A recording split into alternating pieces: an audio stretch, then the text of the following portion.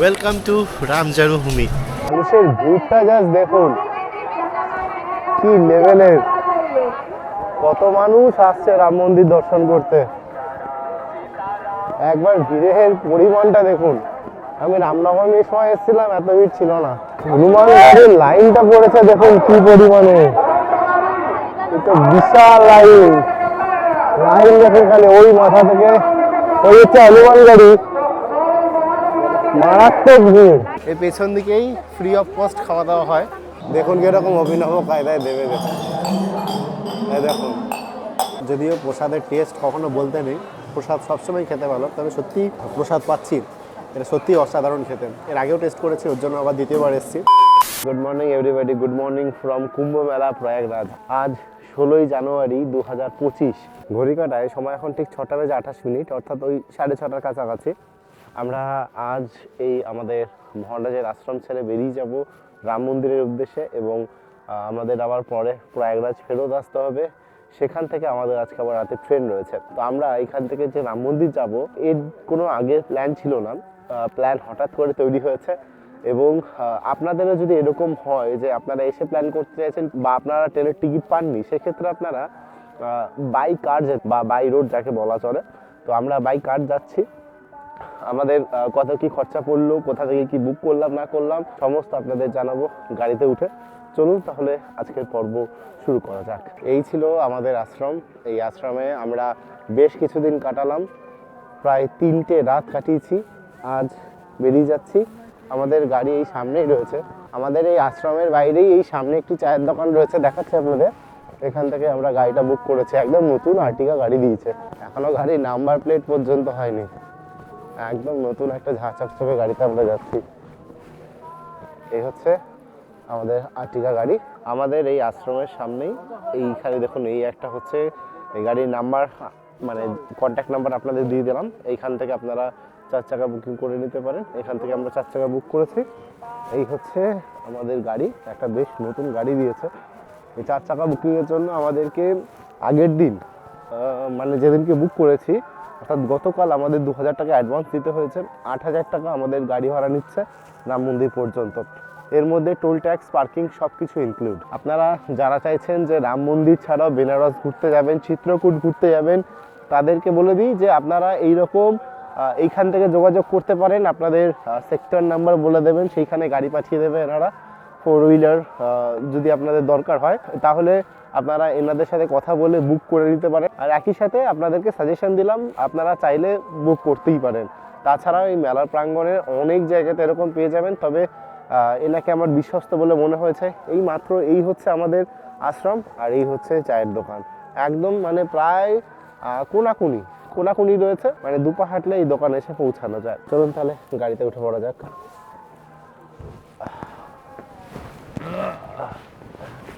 একটা জিনিস বেশ ভালো, একদম নতুন ঝাঁ চকচকে গাড়ি দিয়েছে।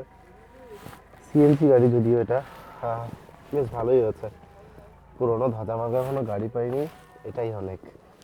ঘড়ি কাটায় সময় এখন ঠিক 6:49। আমাদের গাড়ি ছেড়ে দিল এই কুম্ভ মেলা প্রাঙ্গণ থেকে। अयोध्या कितने किलोमीटर होगा भैया? 200 के करीब। अच्छा, গুগল ম্যাপে দেখছিলাম 168-70 এরকম, তাই বললো 200-র মতন। 200 আমাদের যেতে হবে, আবার 200 আমাদের আসতে হবে। মেলা ছেড়ে আমরা রোডে উঠে পড়েছি। এই যে সব ব্যারিকেড দিয়ে এইদিকে সব টেন্টে যাওয়ার রাস্তাগুলো রয়েছে, এই রাস্তাতেই আমাদের আগের দিন প্রচুর ঘুরতে হয়েছে। আমরা ঢোকার এন্ট্রি পাইনি, একটা একটা করে এখানে ব্যারিকেড করা রয়েছে। এই জায়গাগুলো একটা করে আমরা পেরিয়ে গেছি, অনেকটা ঘুরতে হয়েছিল আমাদের সেদিনকে। ঘড়ি কাটায় সময় এখন ঠিক 8:30। আমরা প্রায় 105 কিলোমিটার রাস্তা অতিক্রম করেছি ইতিমধ্যে। আমাদের গাড়ি এখন এই ভারত পেট্রোলিয়ামের এই একটি পাম্পে এসছে সিএনজি ফিউলিং করানোর জন্য, অর্থাৎ সিএনজি ভরাবে, তারপরে আবার আমরা আমাদের জার্নি শুরু করব। আমাদের গাড়ি সিএনজি ভরে রওনা দিল আবারও শ্রীরাম জন্মভূমির উদ্দেশ্যে। প্রায় 5.5 কিলোমিটার মতন এসেছি, এখনও প্রায় 85 কিলোমিটার রাস্তা বাকি রয়েছে। ড্রাইভার আমাদের ঠিকই বলেছিল বেরোনোর সময়, মাইল ফলকে দেখছিলাম যে ওই টোটাল 200-র কাছাকাছি রাস্তা প্রায়। এছাড়াও আপনারা যারা ভাবছেন বাই ট্রেন অযোধ্যা আসবেন তাদের জন্য বলি, প্রয়াগরাজ জংশন থেকে রয়েছে 22103 LTT Ayodhya express, 22550 Vande Bharat express, 22613 Ramanathapuram Ayodhya cantonment superfast express. তবে এটি শুধুমাত্র বুধবার দিন চলে। এছাড়া প্রয়াগরাজ সঙ্গম থেকে রয়েছে 14233 সরুজু এক্সপ্রেস, 314231 মানওয়ার সঙ্গম এক্সপ্রেস। তাছাড়া আপনারা যারা ট্রেনের টিকিট পাচ্ছেন না তাদের সুবিধার্থে বলে রাখা ভালো, আপনারা চাইলে ইউপিএসআরটিসির বাসে অর্থাৎ সরকারি বাসে করে অযোধ্যা ধাম পৌঁছাতে পারেন। এক্ষেত্রে ভাড়া পড়বে মাথাপিছু 250 থেকে 400-র মধ্যে। আমরা এই মুহূর্তে এখন এসে পৌঁছালাম, এই হচ্ছে শ্রীরাম জন্মভূমি।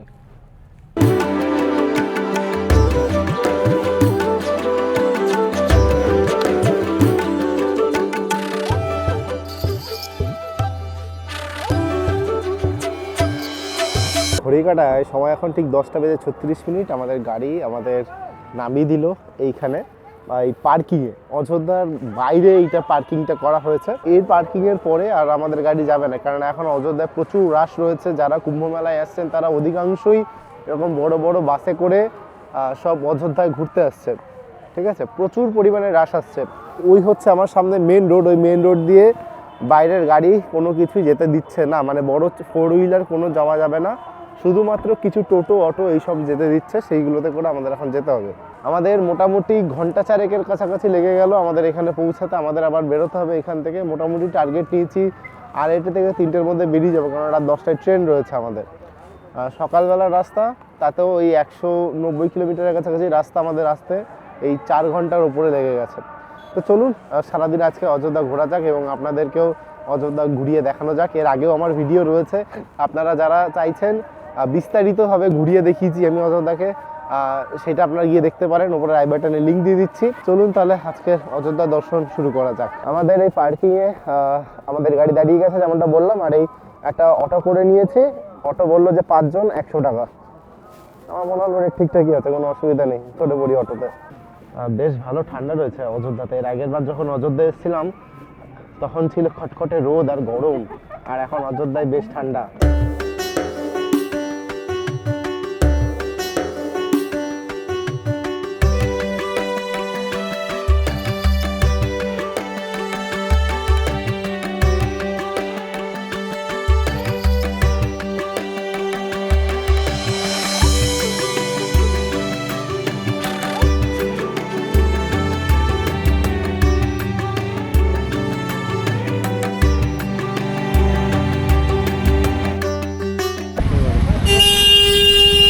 আমাদের গাড়ি এখানে আমাদেরকে ছেড়ে দিল।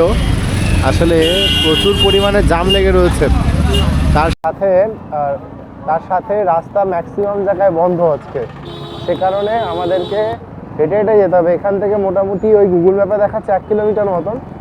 এই বাঁদিকে আমাদের বেঁকে যেতে হবে। এখন এই রাস্তায় গাড়ি আসতে দিচ্ছে, যেতে দিচ্ছে না একটাও। আমার চাপ হয়ে গেল যে আমি আসার সময় টোটো পাবো কিনা, সেই সময় যদি টোটো না পাই তাহলে একদম মানে যাচ্ছে অবস্থা হয়ে যাবে। তো যাই হোক, এই রাস্তা ধরে আমরা যাই, 1 কিলোমিটার মতো হাঁটতে হবে আমাদের, তাহলে পৌঁছে যাবো হনুমান গাড়িতে। লোকের ভিড় দেখেছেন কি পরিমাণে? অযোধ্যায় প্রচুর ভিড় হচ্ছে এখন এই মুহূর্তে। আর ওই সামনে দেখা যাচ্ছে ওই হচ্ছে হনুমান গাড়ি। আসলে হনুমান গাড়ি প্রথমে যাব, তার কারণ হচ্ছে গিয়ে কথায় আছে আগে ভক্তের মন্দির দর্শন করতে হয় তারপরে ভগবানের। তো সেই সূত্রেই আমরা প্রথমে ভক্তের মন্দির দর্শন অর্থাৎ শ্রী হনুমানজির মন্দির দর্শন করব, তারপরে আমরা দর্শন করব শ্রীরামের মন্দির। দেখুন জাস্ট ভিড়ের পরিমাণটা দেখুন কি লেভেলের। চারিধারে এরকম ব্যারিকেডিং করা আছে, মানুষকে যেতে দিচ্ছে না সব দিক দিয়ে, সে কারণেই অসুবিধাটা হচ্ছে মানুষের, আর কিছুই না। মানুষের ভিড়টা জাস্ট দেখুন কি লেভেলের, কত মানুষ আসছে রাম মন্দির দর্শন করতে। একবার ভিড়ের পরিমাণটা দেখুন। আমি রামনবমীর সময় এসেছিলাম, এত ভিড় ছিল না, এখন যে পরিমাণে ভিড় মনে হচ্ছে যেন দ্বিতীয় মহাকুম্ভ এখানে হচ্ছে।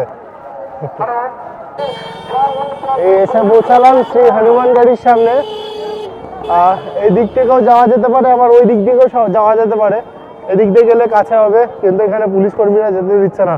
হয়তো বেরোতে দেবে কিন্তু যেতে দেবে না। এই সামনের এই দিক দিয়ে গেলেও হবে, একই ব্যাপার, একই রাস্তা। হনুমান গাড়ির লাইনটা পড়েছে দেখুন কি পরিমাণে, এটা বিশাল লাইন। লাইন দেখুন খালি ওই মাথা থেকে ওই হচ্ছে হনুমান গাড়ি, মারাত্মক ভিড়। হনুমান গাড়িতে যে লেভেলের ভিড়, আজকে যদি দর্শনের জন্য ঢুকি মনে হবে দুদিন বাদে বেরোবো, এত পরিমাণে মারাত্মক লেভেলের ভিড় রয়েছে। তাছাড়া অযোধ্যায় এখন লোকে লোকারণ্য হয়ে গেছে একদম। আমার আগে ভিডিও করা আছে, আপনারা যারা সেই ভিডিও দেখেননি তাদের জন্য আমি ডেসক্রিপশন বক্সে লিঙ্ক দিয়ে রাখলাম, আপনারা গিয়ে হনুমানগড়ি দেখে নিতে পারেন, কোনো অসুবিধা নেই। রামনবমীর সময় এসে পুজো দিয়েছিলাম সেবারে। আমরা এখন ভাবনা চিন্তা করলাম যে দশরথ মহলের দিকে যাই এবং রামরাসুইতে খাওয়া দাওয়া খেয়ে তারপরে শ্রীরাম জন্মভূমি দর্শন করব। তবে এই যা ভিড়ের সংখ্যা, রাম জন্মভূমি দর্শন করা খুব চাপের, আজকে মারাত্মক লেভেলের ভিড়। সমস্ত রকম অলি গলি দিয়ে এই এখন হনুমানগড়ির পেছনে এসে পৌঁছালাম।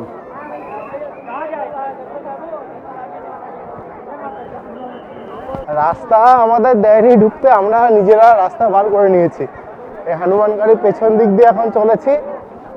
মেন হনুমান গাড়িটা আমার ঠিক ডান হাতে রয়েছে, এই বিল্ডিংটার পেছনে মন্দিরটা। একটু কষ্ট করতে হলো, তবে রাস্তা বার করে ফেলেছি। চলে এসেছি মেন জায়গায়।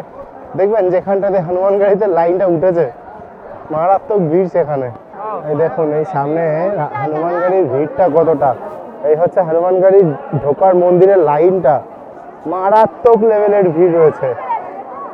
আপনারা যারা ভাবছেন কুম্ভ মেলায় এসে অযোধ্যা আসবেন তাদেরকে বলে দিই, আপনাদের যেদিনকে ট্রেনের বুকিং থাকবে, আমরা যেরকম করেছি আজকে আমাদের ট্রেনের বুকিং আছে, মানে আজকে আমাদের ফেরত যেতে হবে বাড়ির উদ্দেশ্যে। তো সেই দিনকে কখনো এই ট্যুর করবেন না, অযোধ্যার জন্য সেপারেট একটা দিন রেখে দেবেন। সব থেকে বেস্ট এখানে অযোধ্যা এসে থেকে তারপরে অযোধ্যা থেকে ট্রেন ধরার প্ল্যানিং করবেন। আসলে আমাদের এই প্ল্যানটা হয়েছে হঠকারিতার সাথে। সবার মনে হয়েছে যে একটু অযোধ্যা ঘুরে আসলে ভালো হয়, তাই বেরিয়ে পড়েছে। সে কারণে আজকে আমাদের এই হাল। সামনে গেলে সোজা হচ্ছে দশরথ মহল, আমরা দশরথ মহলটা দর্শন করব। তারপরে এই সাইডে কনক ভবন রয়েছে, ডান দিকে গেলে কনক ভবন দেখব। তারপরে রামরাসুইতে প্রসাদ নেব।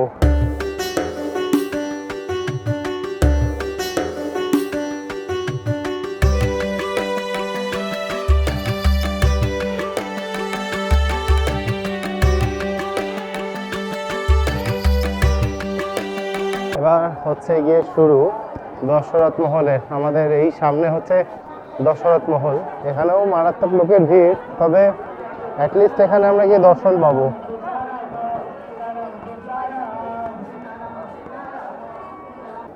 এই হচ্ছে সেই রাজা দশরথের মহল, যেখান থেকে তিনি রাজত্ব চালাতেন।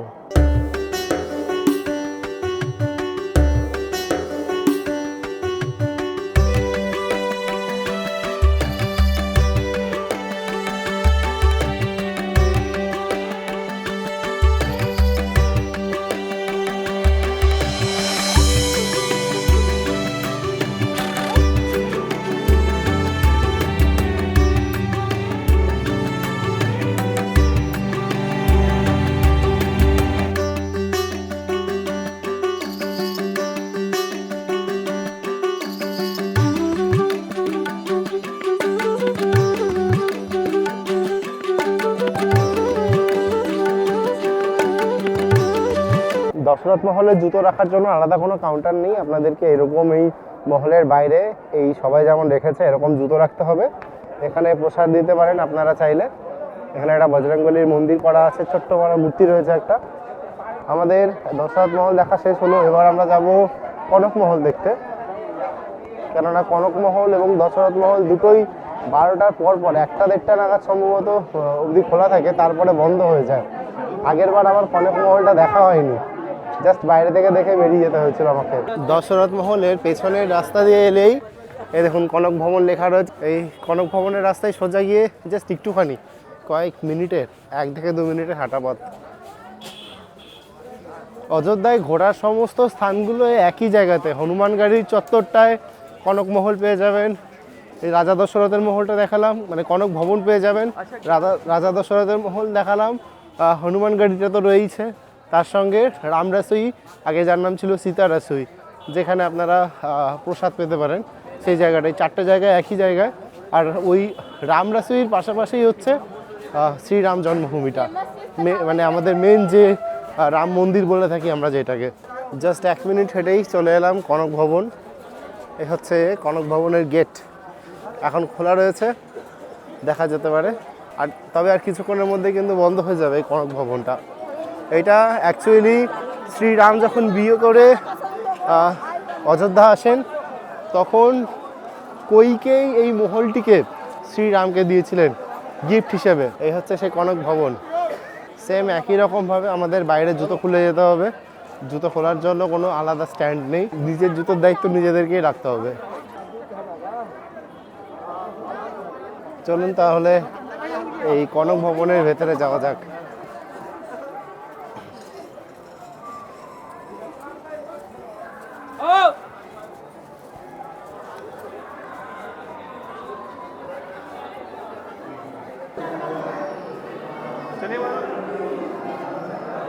এই লেখা আছে দেখুন, ঢোকার শুরুতেই সীতারাম, দুপাশেই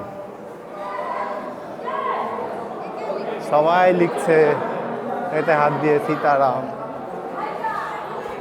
এই হচ্ছে মূল ভবনটি এক নজরে।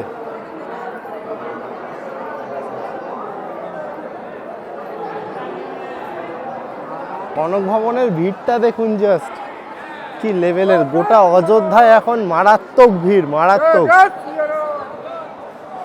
সবাই ওই কুম্ভ মেলায় আসছে, তাদের নেক্সট টার্গেটই থাকছে হচ্ছে গিয়ে এই অযোধ্যা ভ্রমণ। প্রচুর মানুষের ভিড়।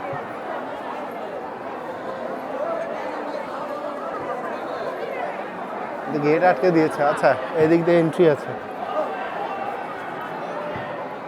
এই হচ্ছে মূল ভবনের ভেতরের অংশটি।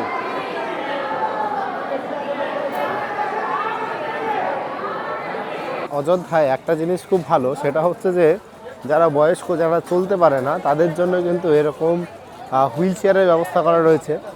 ফ্রি অফ কস্ট এই হুইল চেয়ারগুলো মানুষকে সার্ভিস দেয় আর কি। দেখুন এনারা আছেন, মানে মানুষজন আছেন, এনারা সবাই এই হুইল চেয়ারে করে বয়স্ক মানুষদেরকে নিয়ে যান। এই ফেসিলিটিটা আমি এর আগে অন্য কোনো মন্দিরে দেখিনি, আমার ফার্স্ট টাইম দেখা এই রাম মন্দিরেই।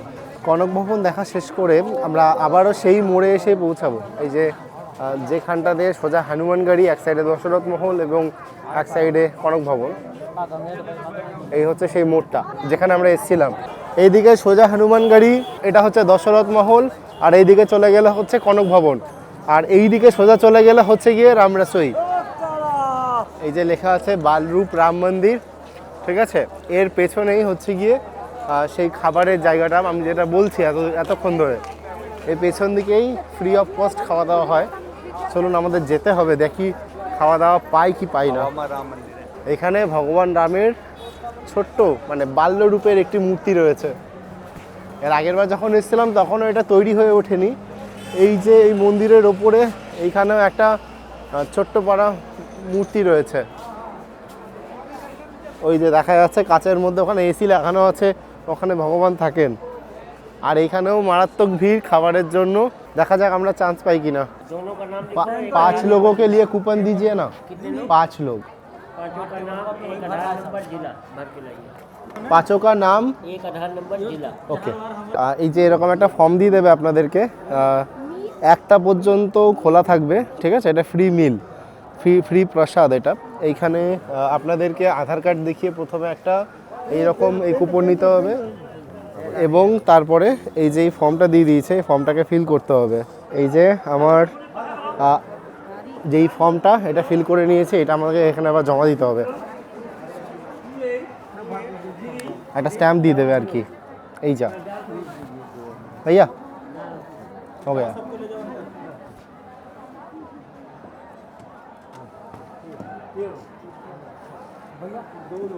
Thank you. এই যে স্ট্যাম্প দিয়ে দিল একটা, ব্যাস আমরা কুপন পেয়ে গেছি। এবার আমাদের এখানে লাইনে দাঁড়াতে হবে, জায়গা খালি হবে আর আমরা ঢুকতে পারবো ভেতরে। তারপরে এই রামরাসুইতে খাওয়ার জন্য ভিড় দেখুন খালি, ভেতরে আনলিমিটেড খাওয়া দাওয়া দেওয়া হয়। আপনারা যারা রাম মন্দির ঘুরতে আসছেন তাদের কাছে আমি বলে দিচ্ছি যে প্রসাদ পেতে গেলে এইখানে চলে আসতে পারেন, দুপুরের প্রসাদ। বিশাল চত্বর নিয়ে, তবে লাইন দিতে হবে, কুপন অনুযায়ী ডাকবে। আর একসাথে প্রায় কয়েকশো লোক খায়, প্রায় 300-400 উপর লোক খায় এক এক ব্যাচে। তাড়াতাড়ি লাইন ক্লিয়ার হয়ে যায়, যদিও দুদিক দিয়ে লাইন রয়েছে। भैया 5 आदमी हमारा।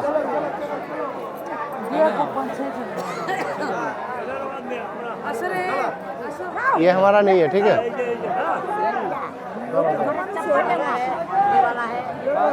এখানে গেটে আপনাদেরকে কুপনটাকে জমা করে দিতে হবে।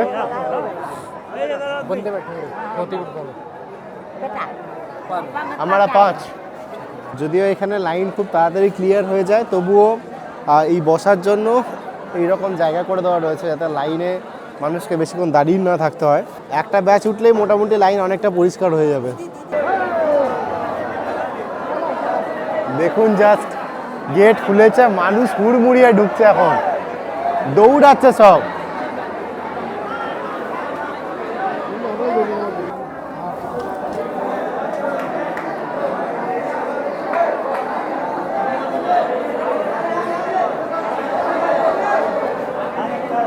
বলছিলাম না, এই একটা ভিড় কয়েক সেকেন্ডের মধ্যে খালি হয়ে যাবে। অত জনসংখ্যা, মানে অত পরিমাণে মানুষ ঢোকা সত্ত্বেও দেখুন এখনও ফাঁকা আছে। আমরা একদম নিশ্চিন্তে বসতে পেরে গেছি। আমার পাশে এখন একজনের বসার মতন জায়গা রয়েছে। দারুণ তাড়াতাড়ি খাবার দেবে এখানে, হেভি সুন্দর লাগে খাবার পরিবেশনটা এখানে। দেখুন কীরকম অভিনব কায়দায় দেবে গেছে, দেখুন হেভি লাগে এই গ্লাস দেওয়াটা।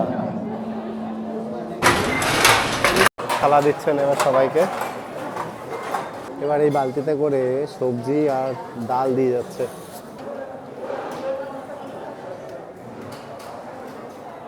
খাবার দাবারের সিস্টেম সব আগের বারের মতনই রয়েছে। পুরি আর তরকারি দিয়ে প্রথমে খাবার শুরু, তারপরে ভাত দেয়।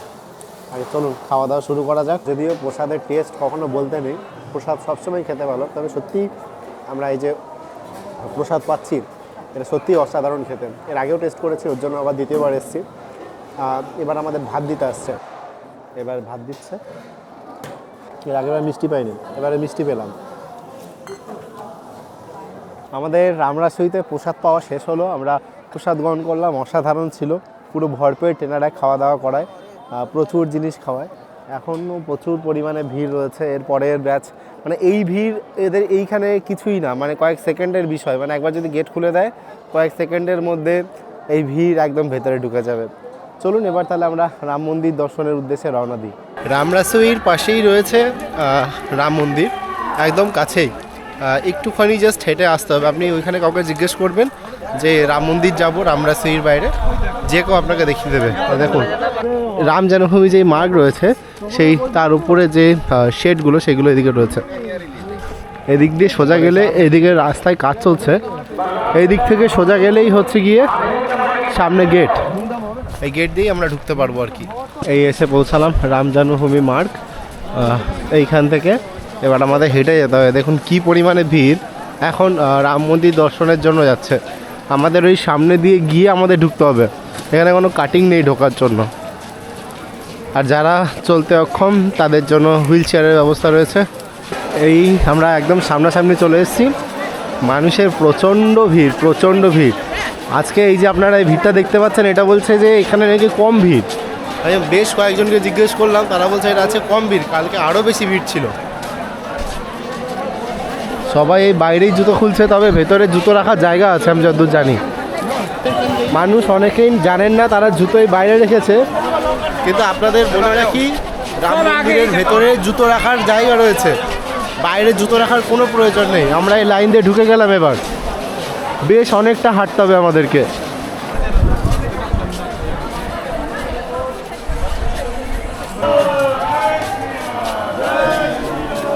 জয় শ্রীরাম। এইখানে এবার এই চেকিং কাউন্টারে আমাদের সমস্ত লাগেজ চেকিং হবে। একদম আমাদের ব্যাগ সমস্ত কিছু দিয়ে দিতে হবে। ব্যাগটা দিবে, হ্যাঁ সব চেকিং শুরু হবে। আমাদের ব্যাগ চেকিং হয়ে গেল, আমাদের ব্যাগ দিয়ে দিল। কথা বলা দায় হয়ে যাচ্ছে আমার এখানে। কি ভিড় দেখুন, খালি মারাত্মক লেভেলের ভিড়, মারাত্মক লেভেলের। আমরা দর্শন করতে পারবো নাকি আমি এখন তাই ভাবছি। অসম্ভব লেভেলের ভিড় এখন এই মুহূর্তে।